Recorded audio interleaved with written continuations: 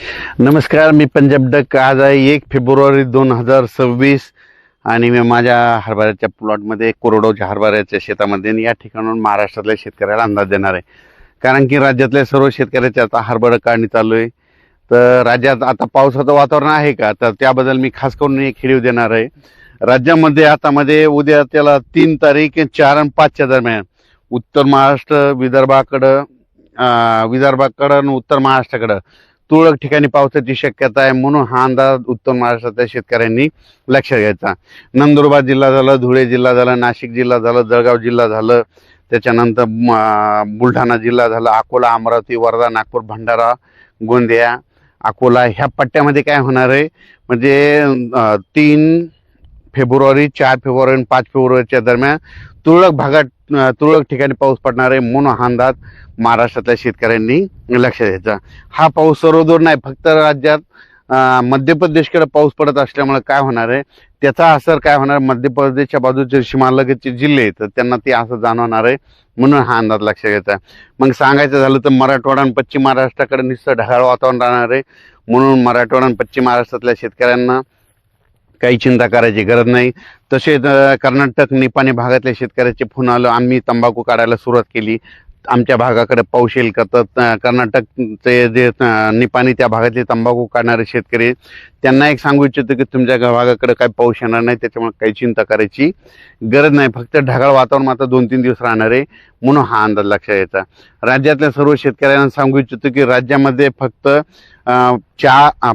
3 February, 4 आणि 5 February दरम्यानच राज्यात वातावरण खराब राहणार आहे.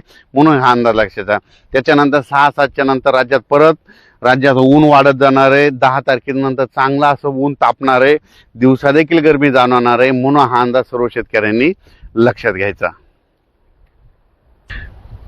3, 4 आणि 5 फेब्रुवारी दरम्यान मध्य प्रदेशकडे बेतूल तिकडे इंदूर भागामध्ये गारपीट होणार आहे. तर त्या तिकडल्या गारपीट होत असल्यामुळे काय होणार, त्याचा असर थोडा तरी आपल्या महाराष्ट्रामध्ये काही गावावर देखील पडणार आहे.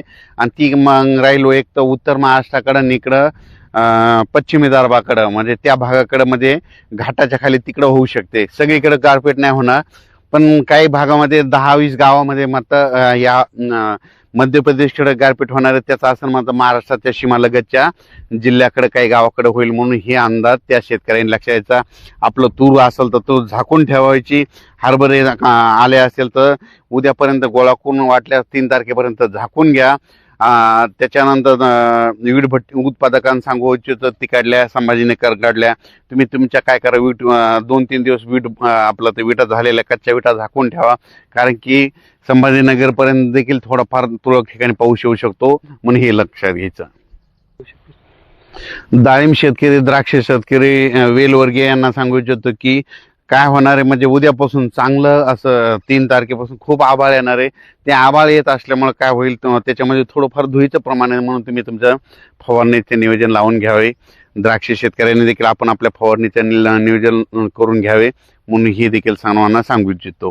आणि त्याच्यानंतर राज्यात माझं 5 तारखेच्या नंतर परत राज्यामध्ये रात्री 11 ते सकाळी 6 वाजेपर्यंत थंडी राहील, दिवसा ऊन तापत जाईल.